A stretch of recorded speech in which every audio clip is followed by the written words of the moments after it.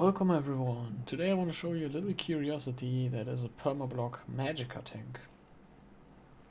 And first of all, I'm just gonna give you a little bit of gameplay so that you can see what this is about. But yeah, let me just explain this one thing first. So as I said, Permablock. So the premise is I can walk into any number of mobs and hold block while I'm using my abilities. This still counts as block. And yeah, as you can see, my magicka is not regenerating, right? Because I'm using an ice staff on both bars.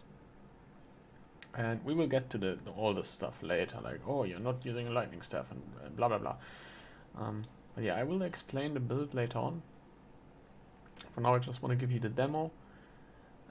This is veteran mode, Blackheart Haven. I know Blackheart isn't exactly the hardest dungeon ever, but it's just to give you an idea, to have some hard-hitting mobs, because let's be honest, in veteran dungeons, mobs are kind of hard-hitting, no matter which one, and especially if you have like 40 mobs on you. This is basically a proof of concept, and also this is not a beginner build. Definitely not. So if you're like new to the game and want to try your first tank, you should not follow this build, but it's something that you could look up to do maybe later, or if you're an experienced player, this might give you some funny ideas also maybe for PvP and stuff. But for now, let's start with the demo.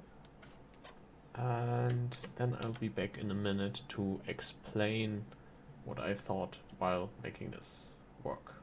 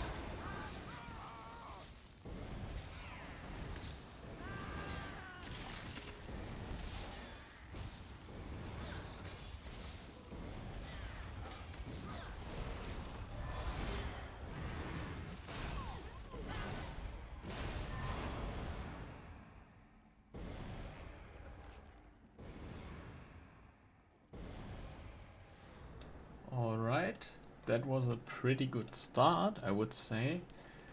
Let's go back. Hope there's no enemy left in here. So we have block uptime of 80%, and I think most of the rest is basically me walking up and collecting all the enemies.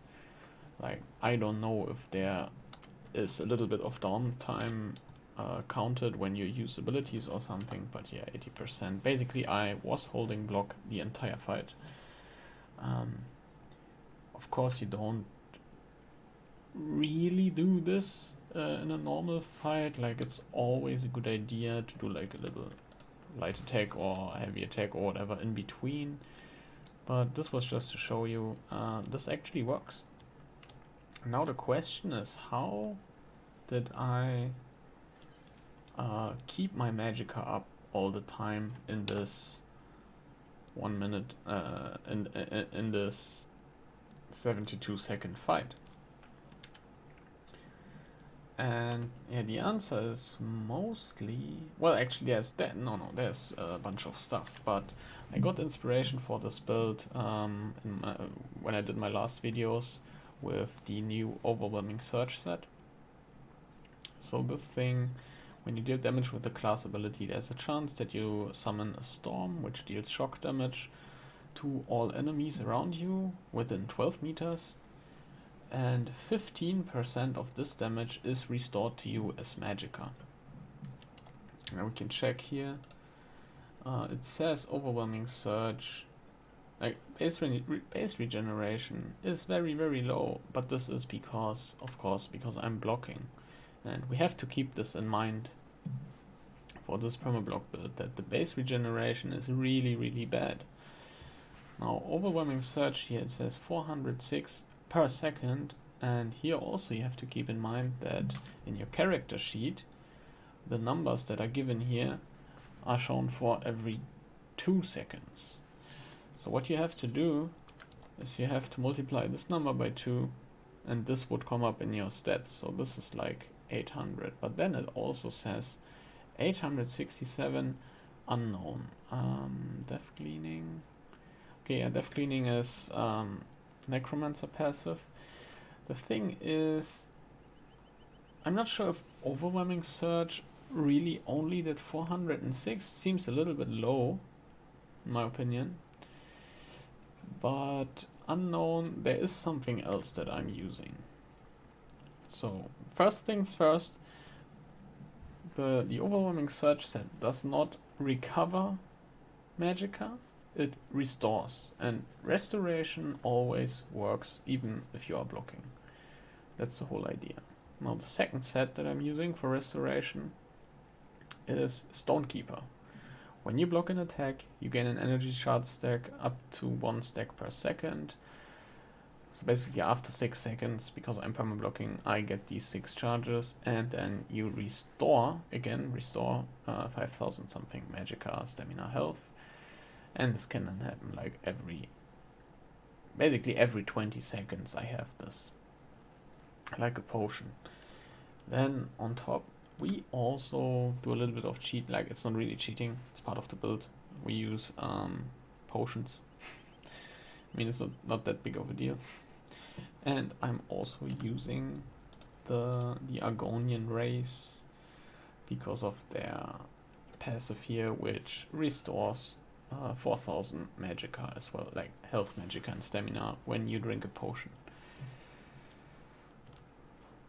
So that's basically the 3 things how we get our magicka back. There's a little bit more stuff, like for example heavy armor, constitution passive, so every 4 seconds I get back like 750 magicka as well, which is not that much. Now what you also need for this to work is sturdy trade, if possible on every single piece of your gear. So 7 times 4 is 28, right? So we have 28% reduced block cost. Now you could say, let's go with reduced block costs on the rings as well. Sure, you could do that, but I'm already able to perma-block. So if you're not running Argonian, might be a good idea to go for reduced block cost. And of course in the champion points, let's not forget, and here we come to this point that I made, that this is not a beginner build, because here for example you get 22% reduced block cost on top of your 28 from heavy armor. I'm also, like, as a Necromancer, sure we have some healing abilities, but the only one that I really use, okay, there's actually 2, but the main one is Spirit Guardian. Heals you every 2 seconds for 3000 health. It's not too great, but since we have so many resistances, if we look here, with my armor up, I'm at almost 30,000. And blocking all the time, we take so little damage that this is actually pretty nice. But I'm also going with health recovery. Was never a huge fan, but the thing is, on the jewelry, I said I don't really have to go with reduced block cost here, because it's already low enough. I went with infused, so increased jewelry enchantment effectiveness by 60%, and then I put health recovery. So these rings give a bunch. They give like almost, like, what is this, 800 something health recovery. This gets boosted by your potion, because when you use a tri-stat potion, the health part increases your health recovery by 20% for the entire duration. We also have, of course, was it here? Here, 28% increased health recovery. So yeah, this build is not, I do not recommend going Vampire, because Vampire slaughters your health recovery. But this seems like an actually pretty good way to heal yourself. Who would have thought? Now, I don't know if you noticed. Wait, actually, what the heck is going on? I don't know if it's bugged or something, but I'm using Alessian armor as well. It's just really good. I always like sets with physical and spell resistance, maximum health, and this one increases your health recovery by 1% of your sum total physical and spell resistance. So the sum is about 60,000, and yeah, that seems about right. So my spell plus physical resistance is about 60,000, 1% of that is 600. So that's why I get this health recovery. But then again, this also gets boosted by all your health recovery bonuses. For example, oh, you see now, without my buff, I'm at 2,200. With the armor up, because this one gives me extra resistances, I'm at, yeah, I don't know, the tooltip is kind of slow. 2,400, and now if I drink a potion, I'm at 2,700. That's pretty big. Pretty big. And what else? What else? What else? We talked about the sets. Let me give you some alternatives. I do think you should use Stonekeeper, just for the permablocking part, right? Because this is just giving you back so much magicka every 20 seconds. Yeah, but if you play normally, if you don't want to hold block like through the entire dungeon without ever releasing it, you could use something else. I don't really have anything in mind right now. Just go to a web page, look at what monster sets there are, and you will find something that you are interested in. Instead of Alessian Cuirass, you have a lot of options.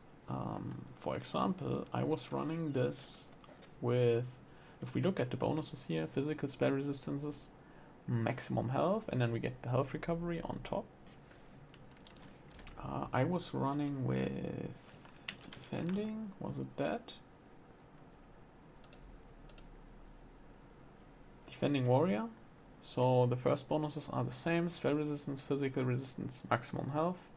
When you block an attack, you deal 5,200 damage to all enemies within 10 meters of you and heal for 100% of the damage done.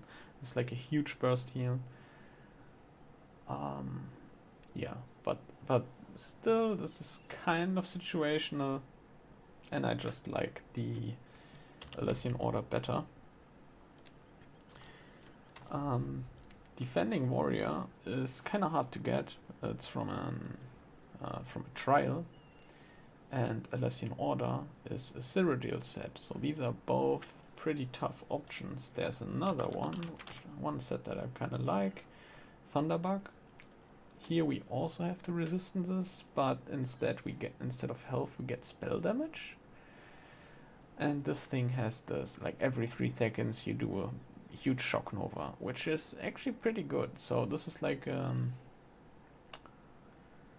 it's like a budget version of the Defending Warrior set. Really easy to get. Malleable Tort is actually an overland set. So yeah, you can try this one.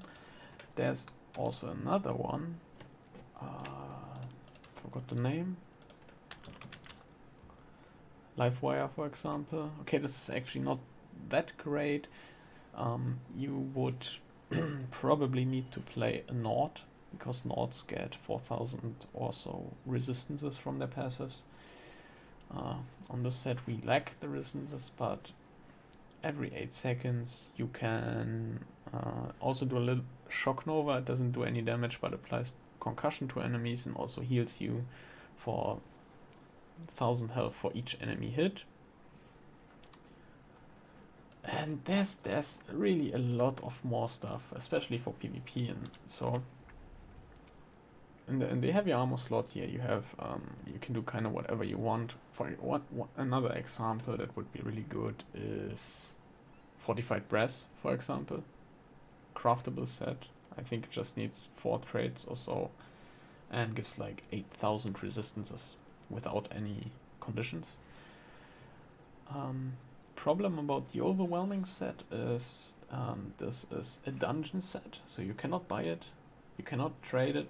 Well, you can, if you go into a dungeon with people, they could find something and give it to you, but because this is a light armor set, you kind of have to use it in the jewelry and weapon slots. There is even an option to take, for example, a Maelstrom staff or something like that in on the back bar. I'm not too big of a fan because it makes it too complex for me, but because this buff is running, or this effect is running for 6 seconds, you would have 6 seconds time on your back bar to do something else. I mean, yeah, actually I wouldn't go for Maelstrom, I would go for the Black Prison, or what it's called, Blackheart Prison, Black Rose Prison staff, which transforms Impulse, and then you could spam some Impulse with this as well.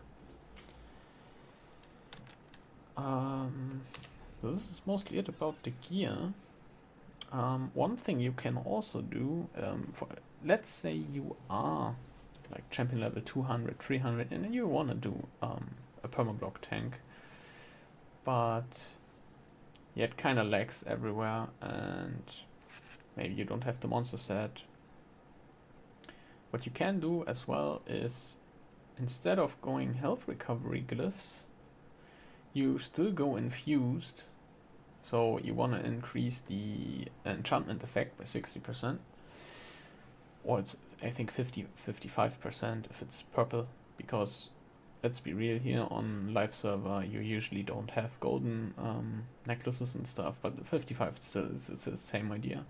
And then you can go with potion cooldown glyphs, and each one will reduce your potion cooldown by 7 to 8 seconds. So if it's golden, then 8 seconds. 3 times will mean your potion cooldown is reduced by 24 seconds, which makes it available every 21 seconds, and this, as an Agonian, is pretty sick.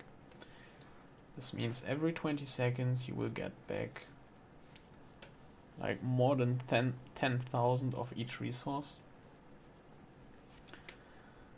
This, yeah, just an idea for you there. And probably in PvP this would be pretty fun as well. I don't know yet what I find more fun, just having some stupid amount of health regeneration or just popping potions every 20 seconds. And there's even one more thing. I know I'm getting kind of off topic here, but if we are going this route with decreasing your potion cooldown, there are some potions that you can use which have different effects, like major vitality or stuff like that. And because your potions last pretty long, you can have 2 potion effects at the same time. Like, if that's your kind of crazy stuff that you want to do. Alright. So now you probably want to know how does it work so well, or why did you pick Necromancer? And so first of all, I think this would work also really nice on a Dragon Knight, but there are a few things why actually Necromancer is just my first choice here for this build. We are using 2 ice staffs, so we have a little bit of a problem with shock damage to apply. I think it actually applies minor vulnerability, right? I'm not too sure, but I'm seeing a lot of... Where is it? Yeah, I'm seeing a lot of minor vulnerability here. I don't really know where this is from. Like, I know my totem can do it, but it only does that when an ally activates my synergy, which didn't happen here. And also I didn't use Agony Totem in my previous runs, and there I sometimes even had minor vulnerability up like 60-70% of the time. So I guess this is from shock damage. And how do we do shock damage? First of all, with the overwhelming set. So good news, decays can have this too. And also, maybe it's kind of important, I guess. The uptime was pretty high, but I'm also using charged staffs, which is non-standard. So on both bars, I say I want to increase my chance to apply status effects by 220%. It also gets increased by distraction staff by default. Here, 100%. So yeah, I just want to make sure I have all these elemental effects up as much as possible. We have one more lightning ability as a Necromancer. It's the Arcanist. It's basically the main reason why I'm using it. It does deal AoE damage, 4-meter radius, so that's pretty good. The damage is kind of decent, and he has shock, so it also has chance to apply. I guess it's minor vulnerability. Like, please tell me if shock damage doesn't apply it, then please tell me where the minor vulnerability is coming from. Yeah, so much for the shock damage. I also have... Yeah, okay, the enchantment here is kind of nonsense. Magic damage to undead and Daedra. You can use like the standard stuff. Reduce target's physical and spell resistance. And I don't even know what you take on the other bar usually. But since this build is not completely serious and not for trial style, like I guess it's okay just to pick some glyph that you like. I mean, for tryhards, probably something like reduce the enemy weapon damage, something like that, or give yourself a shield. Okay, yeah, let's talk about some kind of unique things of Necromancers. So first of all, as a tank, you are really giving your team a big boost with this Glacial Colossus ultimate. I mean, you can always use Warhorn instead, no problem, but it's just kind of fun.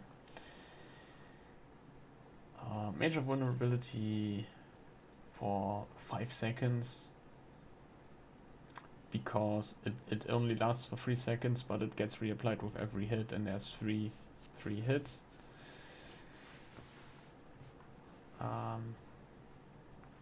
And this ultimate is kind of costly, but Necromancers are absolute beasts when it comes to ultimate generation. This skill right here, Necrotic Potency, from the Bone Tyrant line, you get 6 ultimate for every corpse that you consume. This is why I'm using this.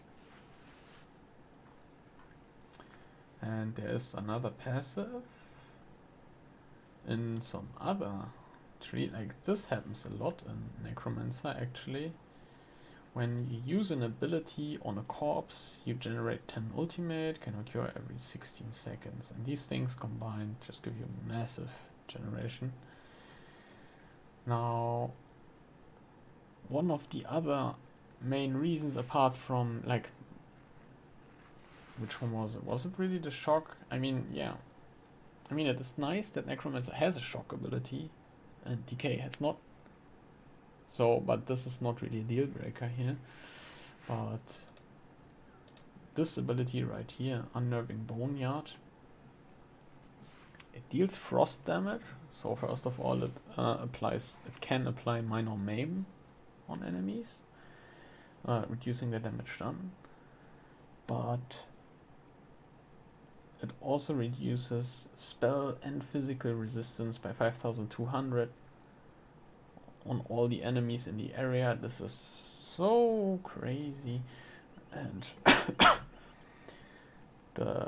as a decay, for example, you don't really get around using one-handed and shield to just apply pierce armor, let's say. So I think this is just what just makes Necromancers excellent for alternative builds, like with the staff, because here you get the ability to apply these debuffs with other means.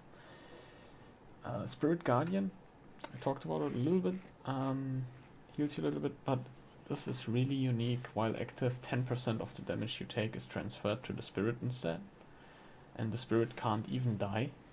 So basically for 16 seconds you simply get 10% less damage after all of your other mitigations.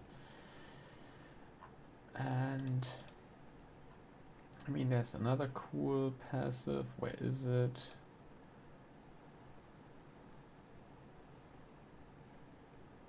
Yeah, here. When you have your Spirit Mender active, or also Skeletal Mage, your magicka and stamina recovery is increased by 200. Actually, okay, this... forget about it. For this build, this is completely irrelevant, because we don't really use magicka regeneration at all, and stamina, I guess stamina a little bit if you want to break free, but yeah, whatever. Okay, let's go over the rest of the passives here. Blah blah, increases your critical strike chance, yeah, whatever, this useless. Physical and spell penetration, useless. For a tank, these are crazy passives, don't get me wrong. They are crazy good, but useless for tanks. Increase your damage done with damage over time. It's still useless. I mean, still they're really good. So take them if you have the points, definitely. Whenever an enemy you are in combat with dies within 28 meters of you, restore 200 magicka and stamina. This is pretty good, and this is especially good with the Overwhelming Surge set, because this beastly set has 12-meter radius and just hits everything.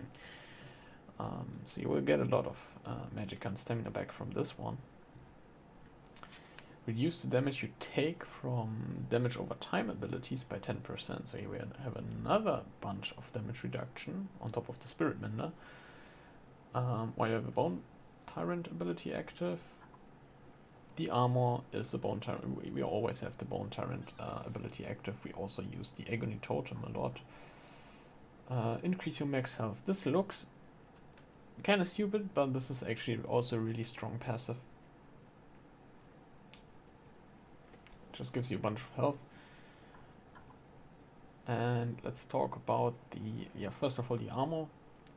Such a nice skill, because it gives you this standard physical and spell resistance buff. It's kind of a must-have for tanks. Like, there's other ways to get it, and so on and so on. But here, cool thing about this is this also pulls in an enemy for free when they hit you every 3 seconds. Then I'm actually using Inner Light for Max Magicka and some crit. I mean, the Max Magicka has multiple purposes, like... I mean, sure, gives you a little bit of damage, but doesn't really matter, mostly just to give you more room for blocking. And then Yeah, when you have a negative effect on you, your healing done is increased by 8%. Sure, this only applies to the Guardian in this case, and also a little bit from the necrotic potency. Critical strike chance. So yeah, these are. Yeah, I think we went over most of the. It's kind of hard to level this build. Well, not hard, but kind of annoying, because as you can see, the only skill that I'm using from this line is the Spirit Guardian, because it's simply so good. Now on the other bar, sure, if you are running a staff as a tank, and the one skill you kind of want to always use is Elemental Blockade. I mean, I have seen the other, like, Explosive Wall, or what it's called, is also pretty good now, but this is really more of a DD thing. We just want to constantly deal some damage to generate some aggro and to proc status effects and stuff like that. Alright.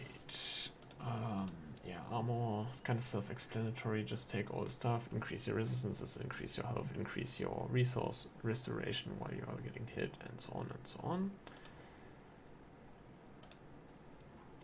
Yeah, in Allied I have this on both bars, and here of course you could swap, and the bars are getting pretty tight.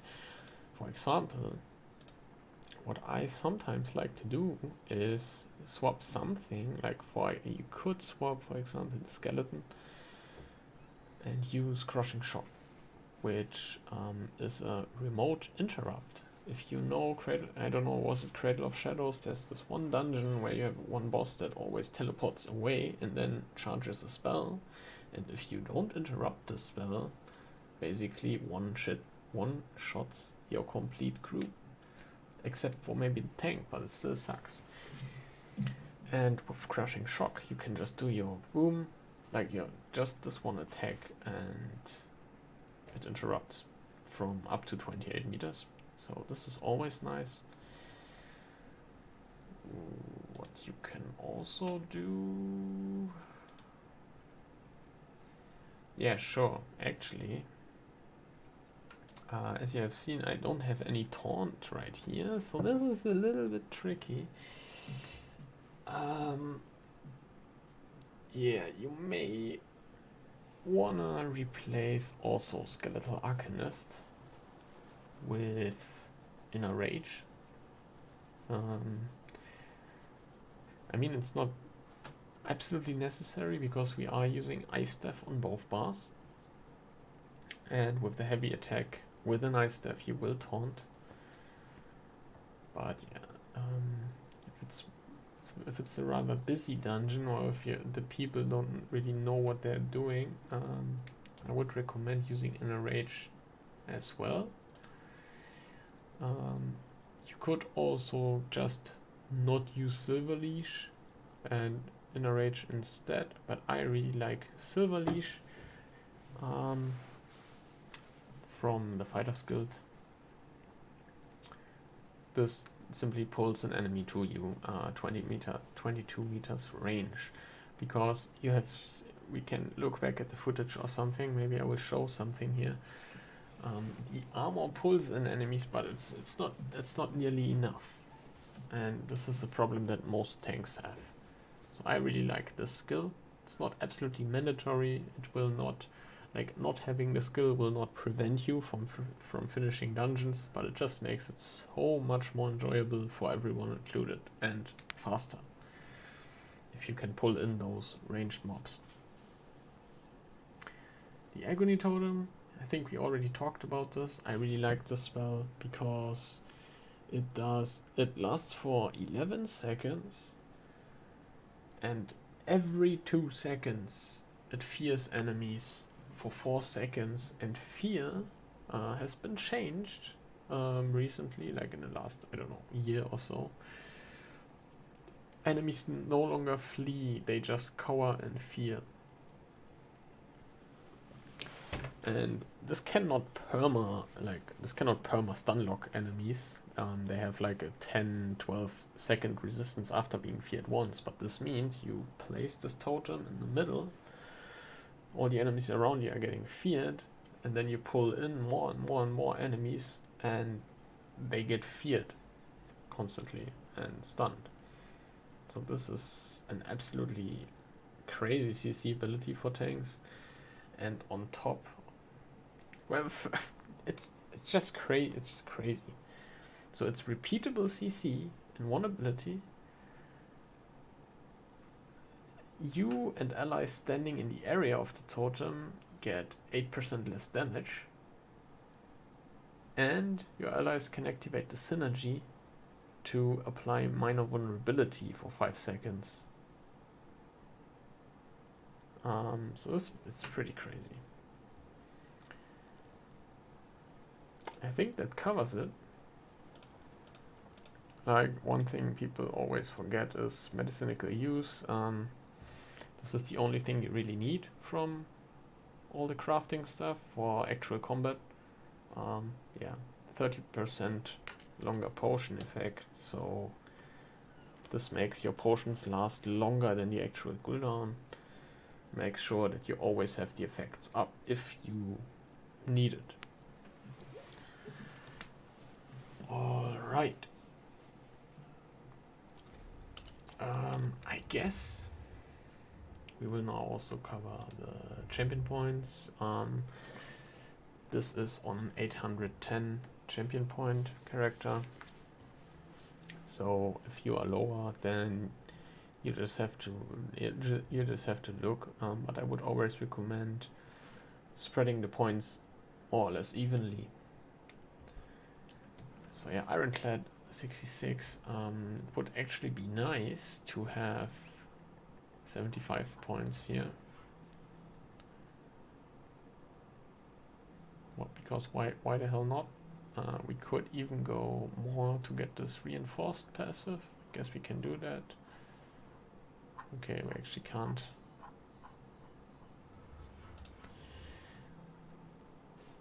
Yeah, you have to juggle around it. If you have 810 champion points, then it is exactly enough to use 75, 75, 120 in every single tree. Like for each color, like for example red, you can put 120 into one tree. I would probably use it here for the when you activate block, you gain a damage shield.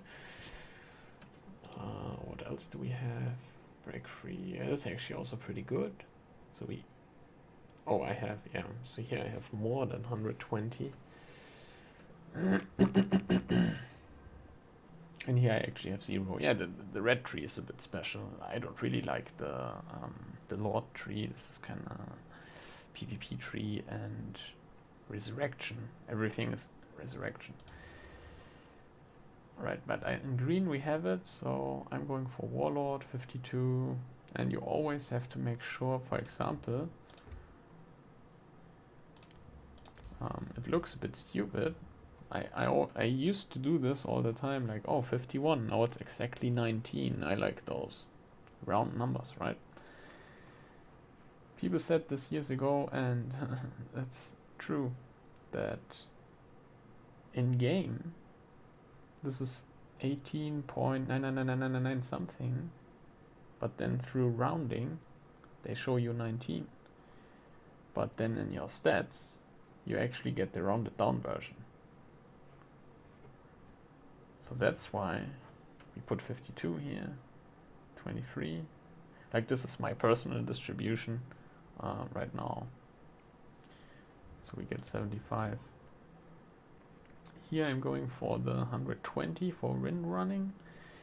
And I'm actually not going, this is very unusual for tanks. Usually tanks go into Arcanists. And also usually tanks, I forgot to say this, tanks really like to go for magicka recovery on their jewelry, which I didn't do at all here. Tenacity, we can do this, increase magicka and stamina, fully charged heavy attacks, restore. Actually probably a good idea. And I'm also going here for the health recovery, for the little bit of cheese, you know. And then Shadow Ward. This is the most important one of all the passives here for tanks. And then I do another one, another 9 points into tumbling. This gives us a jump from 3 to 4% in reduced roll dodge cost.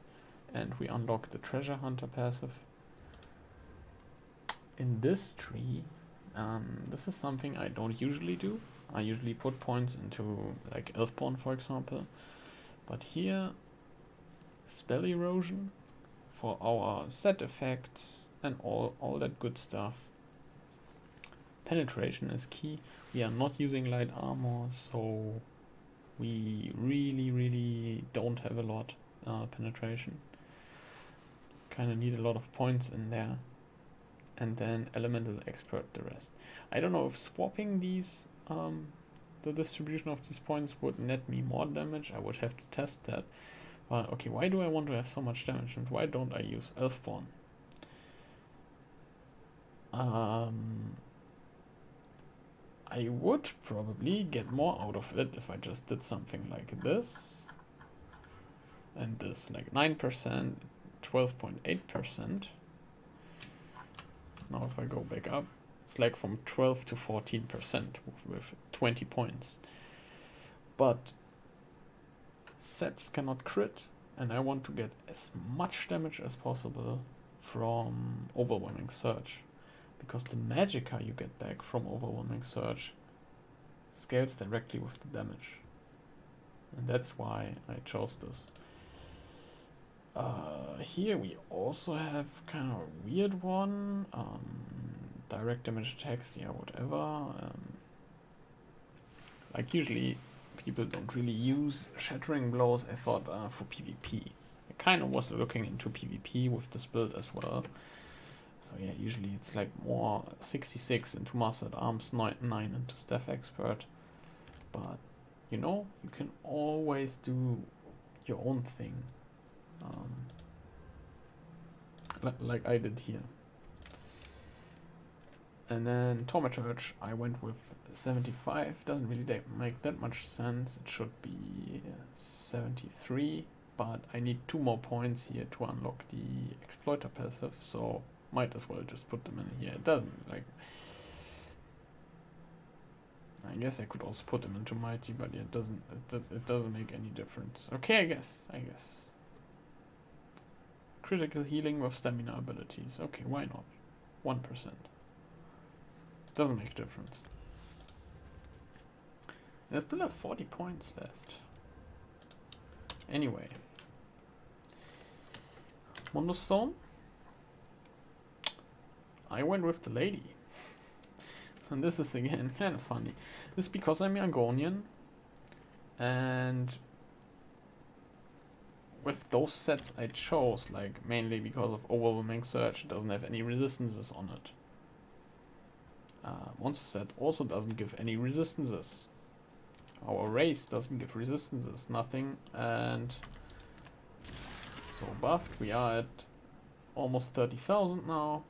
Without the Mondo Stone, I'm at around 26,000, 27,000. What makes the Mondo Stone pretty good with the specific setup is the set here, right? Alessian. Increase your health recovery by 1% for your sum total physical.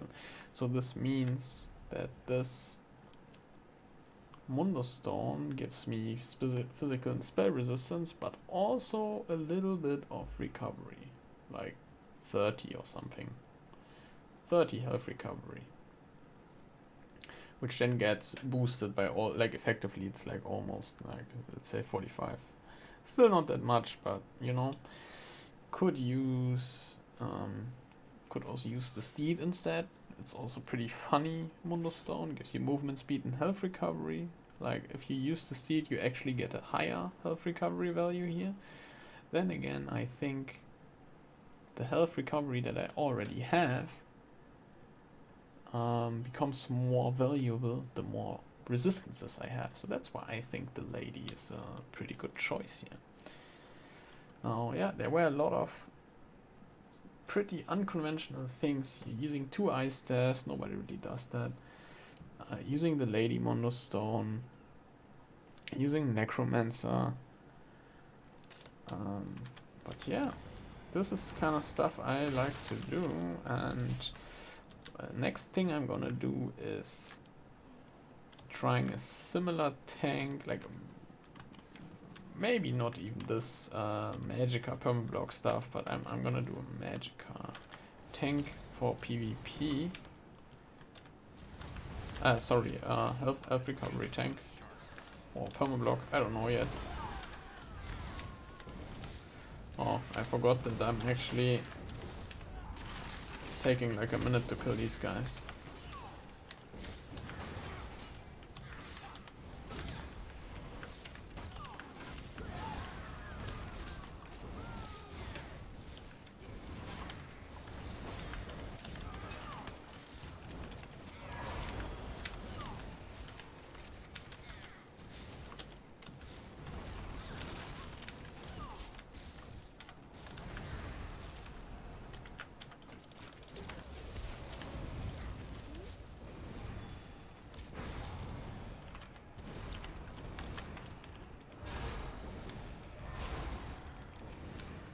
Alright guys, hope you enjoyed it. See you next time.